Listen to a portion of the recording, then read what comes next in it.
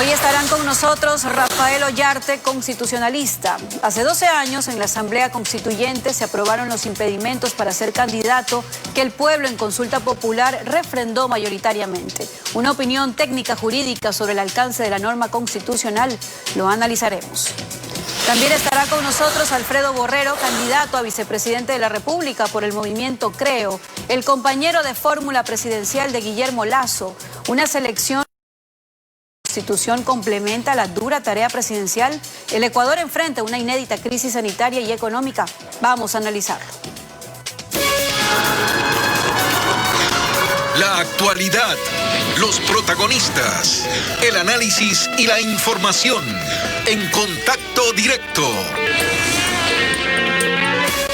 En diciembre de 2015, la Asamblea Nacional, con mayoría de Alianza País, impulsó un paquete de enmiendas constitucionales permitiendo la reelección indefinida de todas las autoridades de elección popular.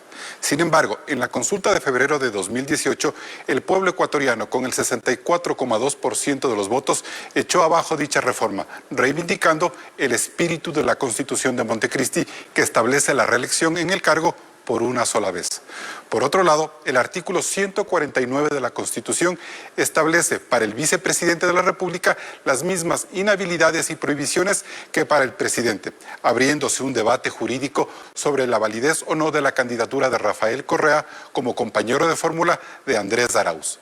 El constitucionalista Rafael Ollarte nos acompaña esta mañana de viernes en Contacto Directo. Buenos días, doctor. Bienvenido a Contacto Directo. Buenos días, don Carlos. Un placer estar con usted y con todos los amigos de Contacto Directo. Bien, antes de empezar, veamos, doctor Ollarte, cómo interpreta Virgilio Hernández, secretario de Acción Política de Compromiso Social, el artículo 149 de la Constitución. Lo dijo ayer en este espacio. El artículo 149 de la Constitución de la República es muy claro. El cargo de vicepresidente es un cargo distinto al del presidente de la República. Esto no hay discusión. Ser asambleísta alterno es la misma función. El ser vicepresidente de la República es un cargo distinto a la presidencia. Son cosas absolutamente distintas. Doctor Ollarte. Bueno, efectivamente, el cargo vicepresidencial no es el mismo que el cargo presidencial, así como el cargo de asambleísta alterno no es el mismo que el cargo de asambleísta principal. Pero ahí hay un error. Si usted ha sido 2 veces asambleísta, no puede postularse para ser asambleísta alterno. En el caso del vicepresidente de la República, el artículo 149 tiene una lógica. Esa lógica es la siguiente. ¿Por qué se le aplica la misma prohibición? Porque la única función de un vicepresidente, la única función constitucional del presidente de la República es la de reemplazar al presidente de la República en caso de ausencia temporal o definitiva. Si usted ya fue presidente de la República 2 veces, no podría optar por la primera magistratura por una tercera ocasión.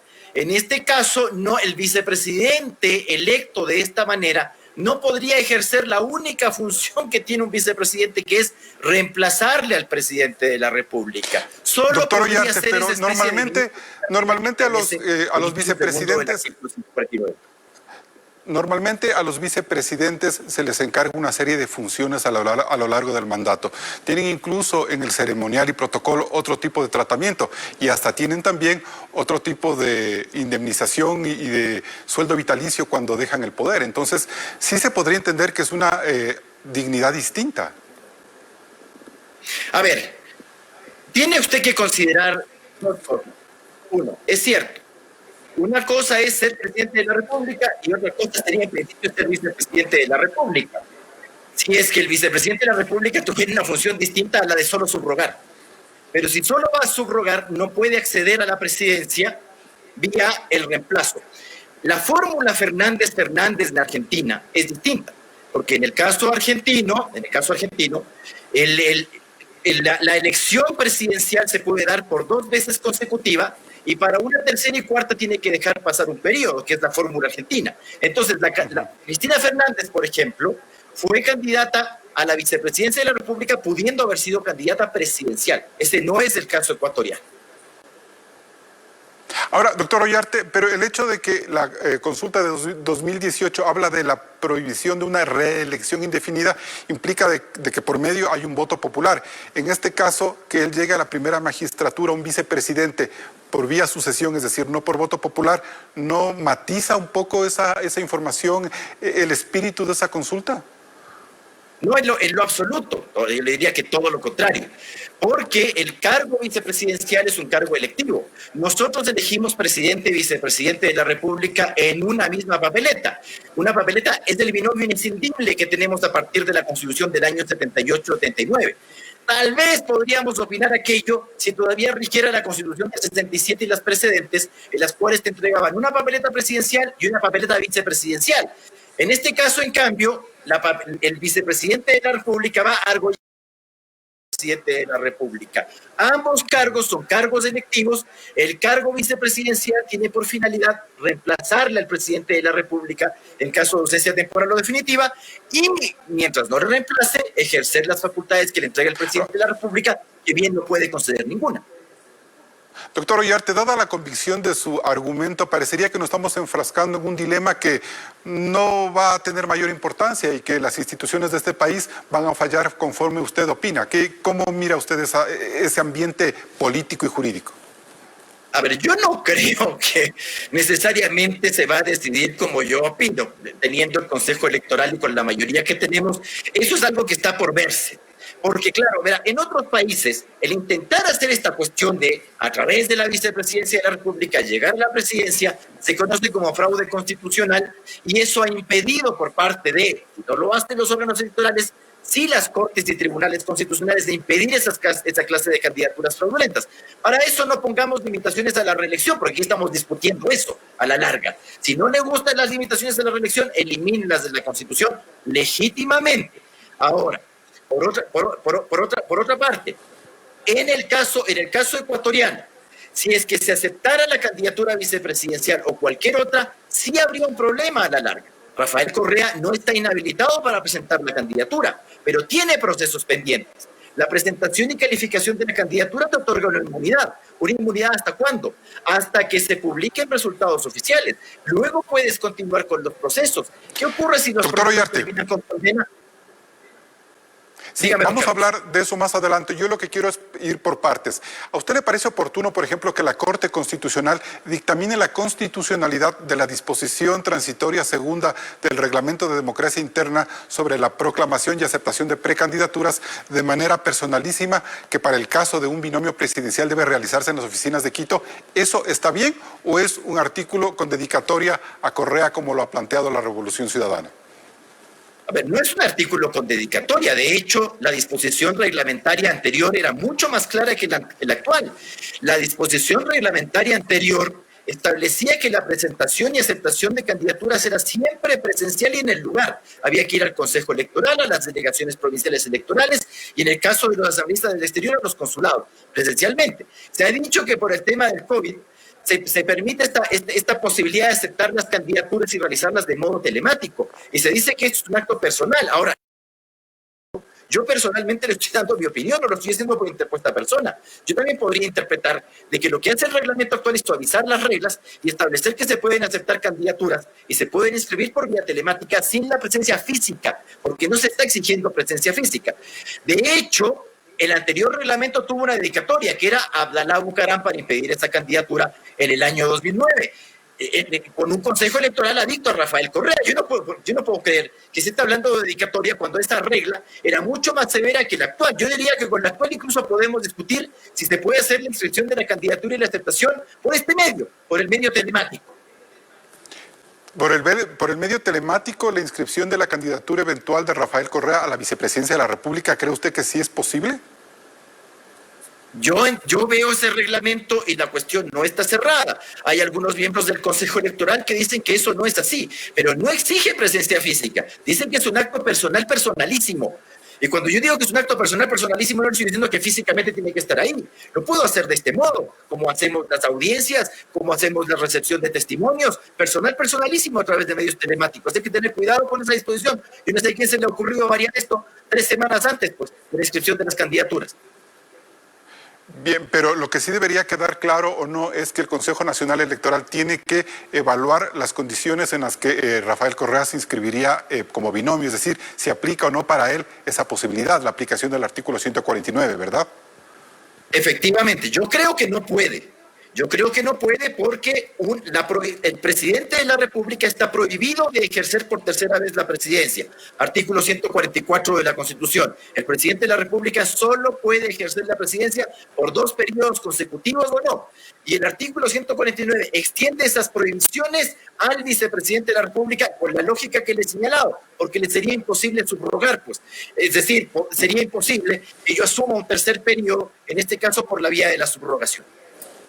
Ya. Ahora, en el eventual caso de que el expresidente Correa opte por una candidatura a la Asamblea Nacional por la circunscripción de Europa, ¿qué tipo de inmunidad le puede dar mientras se decide el caso Sobornos en etapa de casación? ¿Cómo estaría allí la inmunidad, incluso si es que esa casación se dilata?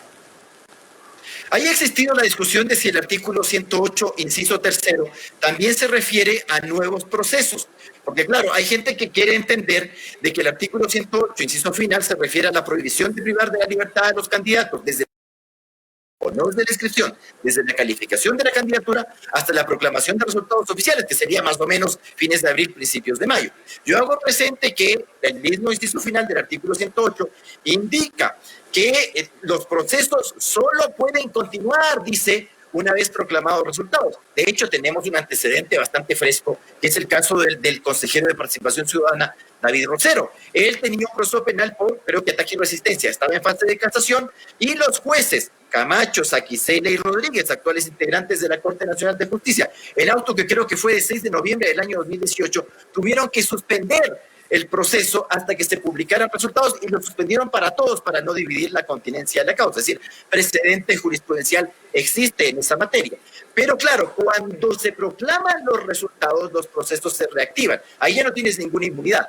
Si tú eres presidente y vicepresidente de la República, el artículo 120, número 10, te da una inmunidad. Los procesos penales deben ser autorizados por la legislatura, pero los procesos que se inician cuando eres presidente o vicepresidente de la República, no antes. Lo mismo que la inmunidad parlamentaria del 128, no se refiere a procesos anteriores. Es decir, esa inmunidad presidencial y vicepresidencial y la inmunidad parlamentaria no alcanzaría los procesos que tiene Rafael Correa. Solamente tendríamos una interrupción del procesamiento de Rafael Correa. Ya. Y estando claras estas cosas, doctor Ollarte, ¿cómo interpreta usted la confusión que surgió en la Corte Nacional de Justicia la tarde de este miércoles sobre el alcance que tiene el recurso extraordinario de casación dentro de una sentencia ejecutoriada? Bueno, es una confusión que yo veo que es harto recurrente. A veces se suele confundir la ejecutoria de la sentencia con la naturaleza y efectos del recurso. A ver, le explico. Por ejemplo, en lo civil, cuando usted tiene la sentencia de apelación, no es que el fallo esté ejecutoriado, pero si usted interpone el recurso de casación, en principio lo decidido en apelación se tiene que cumplir, salvo que usted pida en el recurso de casación la suspensión del fallo y caucione. Entonces, ¿qué te obligan a caucionar, a afianzar? Y si tú pierdes la casación, no solamente que se cumple el fallo inferior, sino que pierdes el afianzamiento. En lo penal, en cambio, la interposición del recurso de casación suspende el cumplimiento de la pena. Pero la ejecutoria es otra cosa. La ejecutoria implica que el fallo está en firme y no puede ser alterado en ninguna de sus partes. Entonces, no es que en algunos casos la casación es contra sentencia ejecutoriada o no. En este caso es clarísimo que mientras la sentencia no sea dictada agotando recursos o no interponiéndose los recursos de modo oportuno, no está ejecutoriada, no está firme. En el recurso de casación, naturalmente, la sentencia podrá variar. Usted solamente tiene un recurso contra sentencia ejecutoriada, que sería el recurso de nulidad en materia penal, y una acción o dos acciones contra sentencias ejecutoriadas, que son la acción de nulidad contra sentencia ejecutoriada no ejecutada y la acción extraordinaria de protección, que no suspende la ejecución del fallo impugnado. Es decir, no hay que confundir ejecución con ejecutoriedad de las decisiones. En este caso hubo un error, porque a lo que se refiere el artículo 657 del Código Integral Penal es que ejecutoriada la providencia que concede el recurso de casación. Vamos a la audiencia. ¿Hubo un error entonces por parte de la jueza Camacho al interpretar la situación jurídica del expresidente Correa? Sí, hubo un error. Ya, ese error tampoco es que hay que magnificarlo, porque el oficio que envía la doctora Camacho en realidad no tiene efecto. ¿Por qué? Porque los jueces de la Corte Nacional no ejercen potestad consultiva. ¿Qué está preguntando el Consejo Electoral? Si usted quiere saber si una sentencia es ejecutoriada, pregunte en el caso concreto si está ejecutoriada. El caso está ante el Tribunal de Casación. Evidentemente no está ejecutoriada. No creo que esto tengamos que seguir magnificando el tema del error de que el oficio, que, ojo, se corrigió ahora más tarde. Porque todos nos equivocamos, o sea, gente perfecta yo no conozco, el que no se equivoca, bueno, hay uno en Bélgica que no se equivoca, nunca parece, pero generalmente las personas cometemos errores, y es digno también corregir, y se ha corregido. Bien, agradecemos a Rafael Ollarte por acompañarnos en Contacto Directo. Siempre un placer.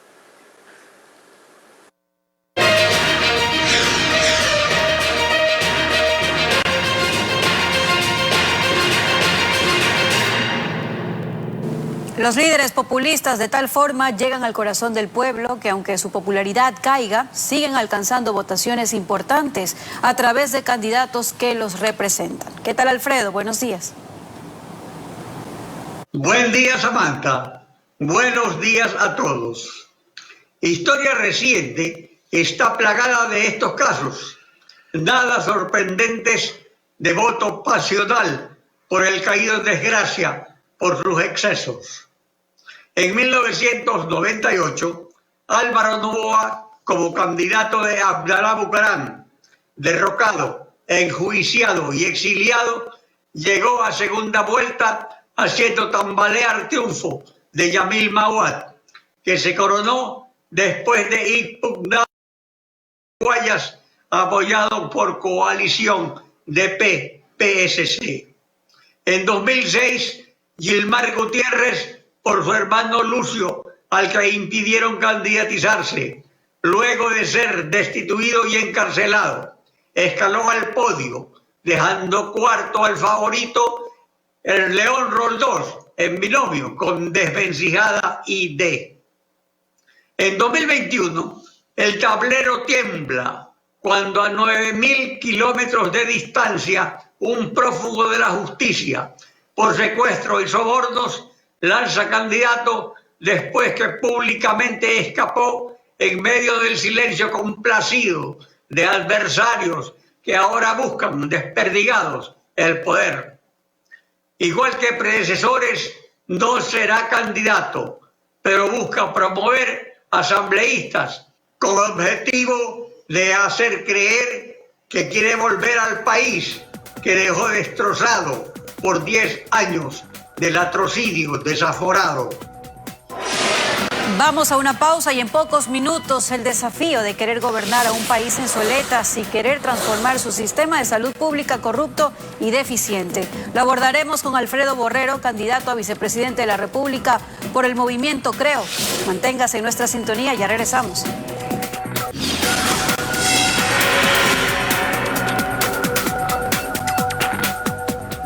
El sistema de salud público es la expresión fehaciente de la grave crisis que vive el país por el coronavirus, que desnudó la fragilidad de una red hospitalaria sometida a las mafias enquistadas desde hace varios años atrás y con un Estado que en este momento no puede asignarle más recursos por la quiebra de su caja fiscal.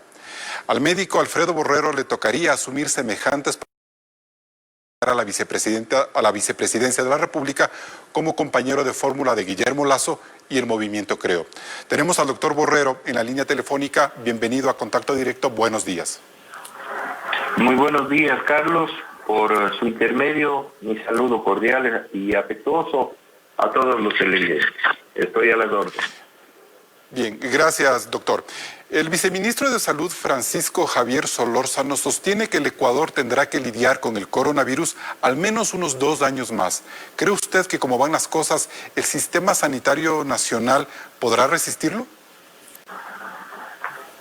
Firmemente creo que el sistema sanitario nacional adolece de una enfermedad. Es decir, estamos en crisis. Y estamos en crisis por 2 motivos. 1, por los temas de corrupción que son de dominio nacional.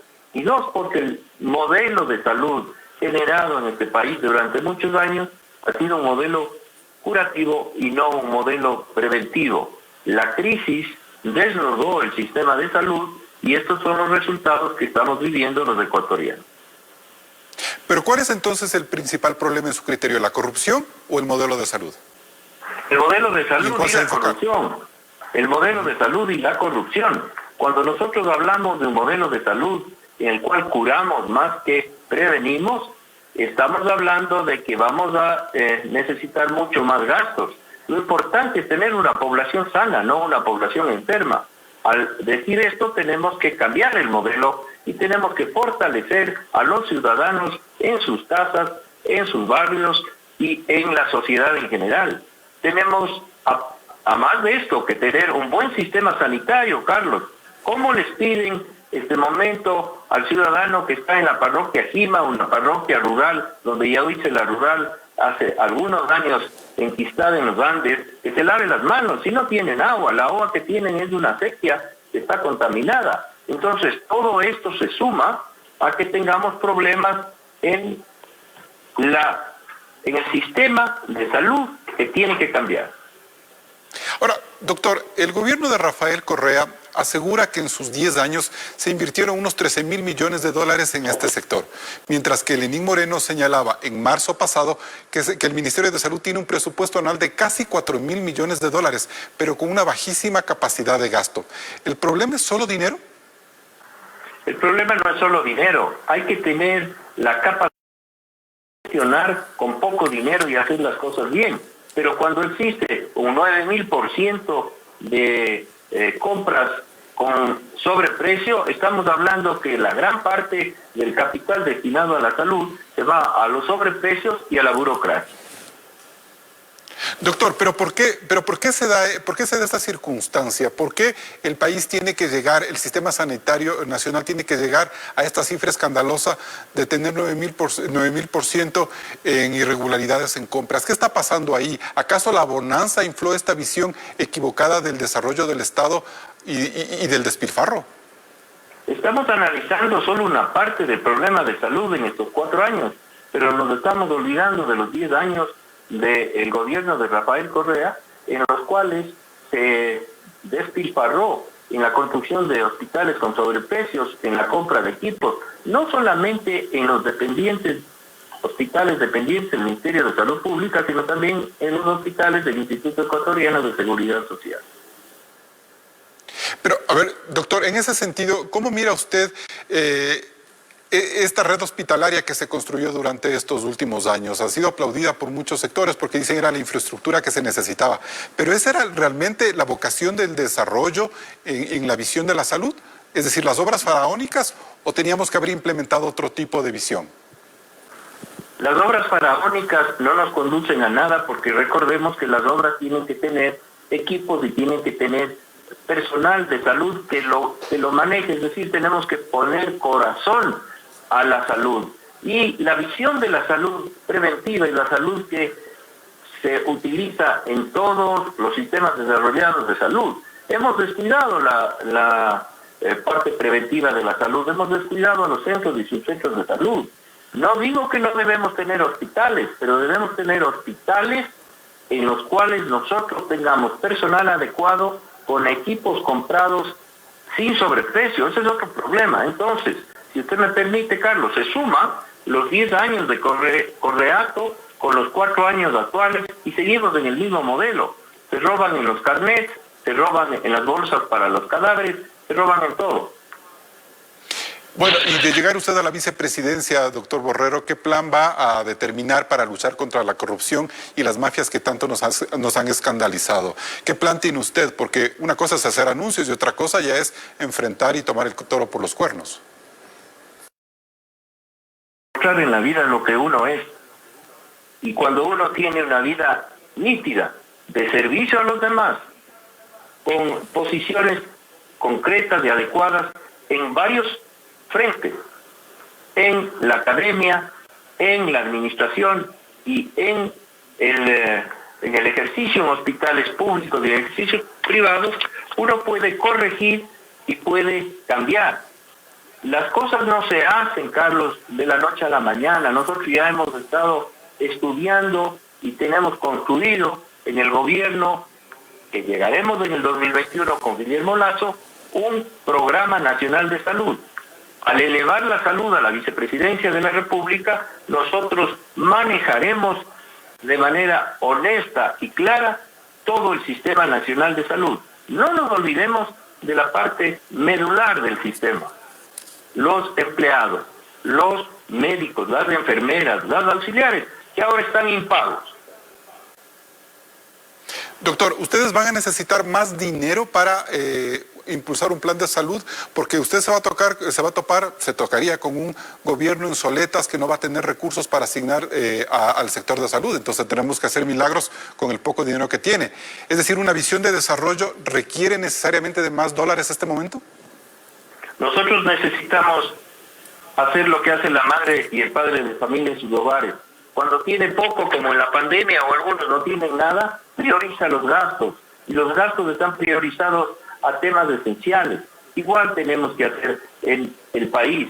Hablamos de la economía de la salud luego de la gran crisis de la Segunda Guerra Mundial, donde se administran los recursos de la salud como absoluta cristalinos y honestos. Entonces, si nosotros destinamos el dinero para aumentar la burocracia, en un ministerio donde tiene ministros, viceministros, subsecretarios, secretarios, directores y subdirectores, y no pensamos en el tejido social que conduce a la salud, que son los que trabajamos en la salud, estamos llevando el dinero al sitio donde no fuese necesario. Por lo tanto, para concretar mi respuesta a su pregunta, no vamos a necesitar más.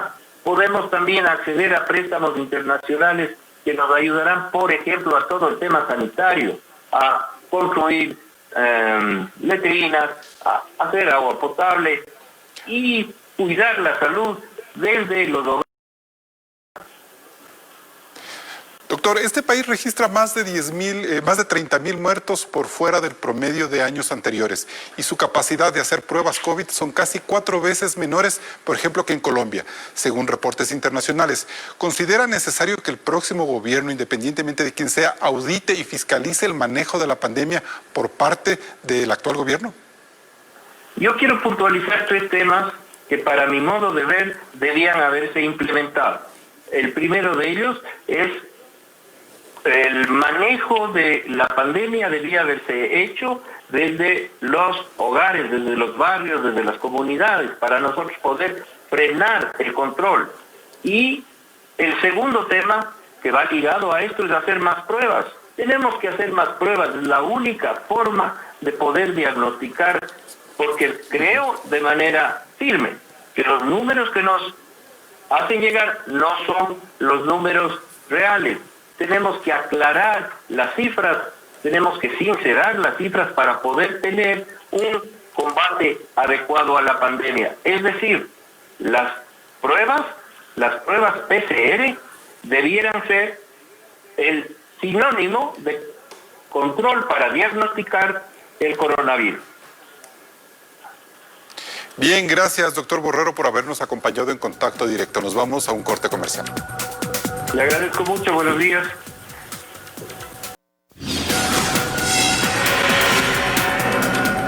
Bien, y de esta manera concluimos Contacto Directo, como siempre, a ustedes. Gracias por la sintonía. Carlos. Sí, nosotros nos vemos la próxima semana con más información. Así es.